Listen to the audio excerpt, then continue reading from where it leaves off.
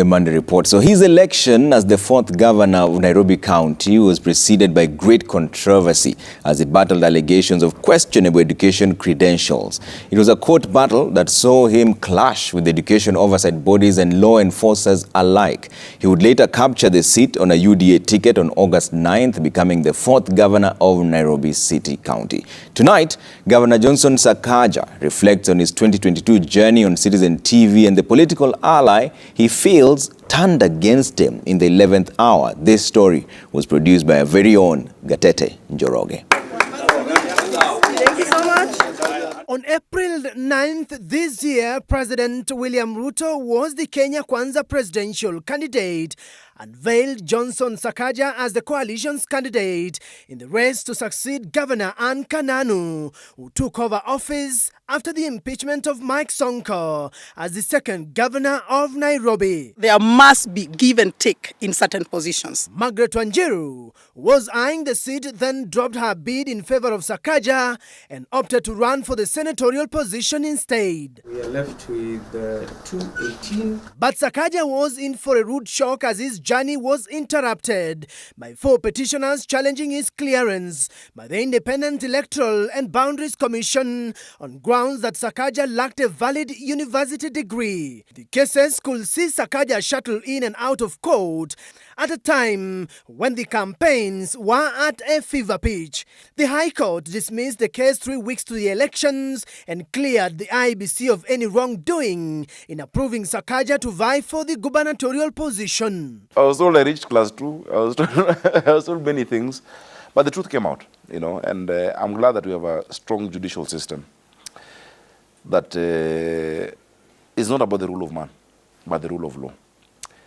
But they say no pain, no palm, no cross, no crown, no gall, no glory, no thorns, no throne. That process refined me. I developed a thick skin. I used to move from the court to the DCI, to campaign, to my campaign office, to court, to threats of, I think you guys came to my office one day when they wanted to come raid my office saying I have servers, But I have no bitterness. Governor claims the move to derail his dream to lead the city county was engineered by a man he refers to as his friend, retired President Uhuru Kenyatta, a man he worked so hard to ensure he ascends to the highest office in the land in 2013 and in 2017. I hold no grudge against whoever was behind it, and we all know who was behind it. I miss my friend Uhuru Kenyatta as a friend. Our journey was very long.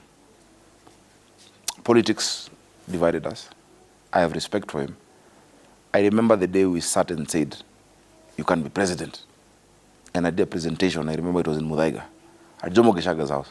And I was with Anwar Guru, Antonia Kihara, and a young man called Marvin Tumbo. And I did a presentation. And I had shown him the numbers. This was 2008 or 9. And he looked at it and he was like, are you sure? He called his brother. And they stood outside in the rain for an hour. And he came back and said, you know what? I'm ready. But in the time he had taken, I had my guru and Antonio. I was so upset. They told him, my friend, if you're not ready, we have another candidate. This Sakaja will be our candidate. And he said, no, please give me my 10 years.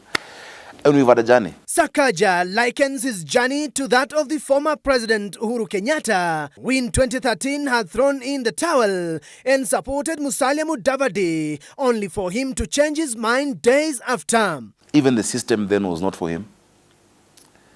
I remember him having to give up, and he went and picked Musalia Mudavadi to be the candidate. And we said no. We took delegates to Multimedia University. I didn't know how to pay for them even. But I said, now today, in fact, that's the day I became a politician. I sang. I said, Nama boardroom, hapana tumekata kabisa. And I was wearing a yellow tie that day. And I said, there are 2 Uhuru Kenyattas. There's one who decides this is why the family will go on holiday, this is what we will do. But there's another one who is a representation of our hopes and dreams.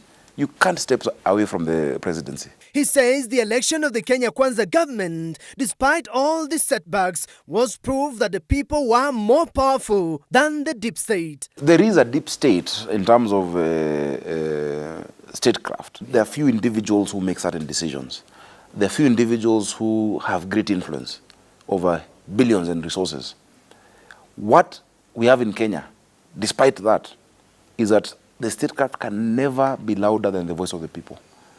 And we have the rule of law. The fourth governor of Nairobi says what has been holding the city back was poor leadership that failed to involve county staff in decision-making, something that he is changing through suggestion boxes. I have 13,422 staff who, on the 29th of August, just 4 days after I was sworn in, I met all of them. And I called them to the square. And they said, many of us have worked here from the 90s, 80s. We have never met a mayor. We've never been addressed by a governor. We only come here to riot. I opened for them 3 suggestion boxes at City Hall, where I'm the only one with the key. And I'm the one who picks up those letters, and they have given me immense information that is helping us redirect our city. The problem has been leadership.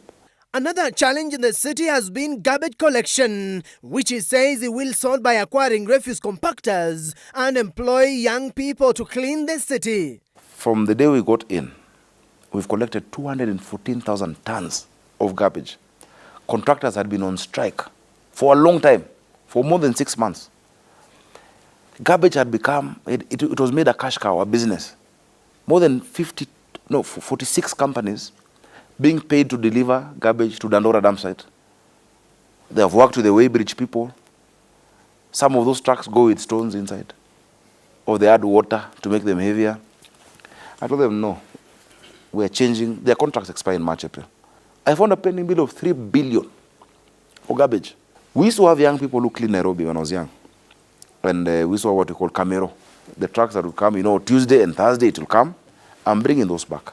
In this budget that has passed, and remember my budget passed on day 95 of me being in office, on the 95th day. In that budget we put money for 51 trucks, RCs, refuse compactors.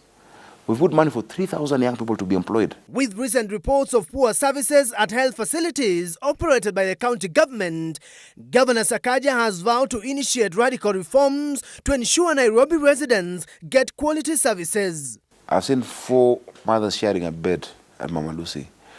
I've seen a lady who's given birth the previous day, C-section, sitting on a hard bench the next day. We will not compromise on healthcare. Nairobi serves or provides more health services than any other government in East Africa.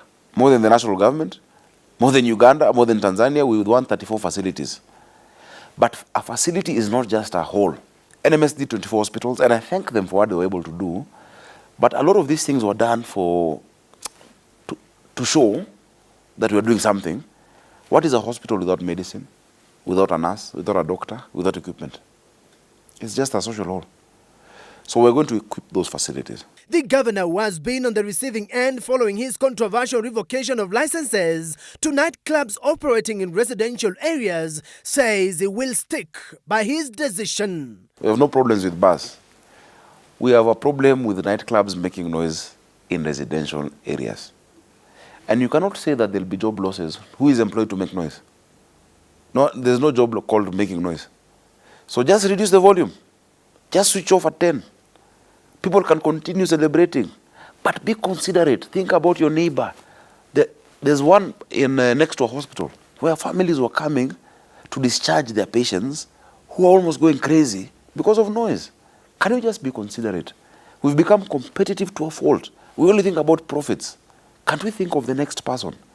That children cannot sleep or do homework because adults are having fun downstairs.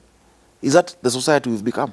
Governor Sakaja, who hopes to collect 100 million shillings of tax revenue a day from January, believes that there is need for the National Treasury to have a better cash flow management system to the counties as the delay in disbursements to counties continues to affect service delivery in all devolved units.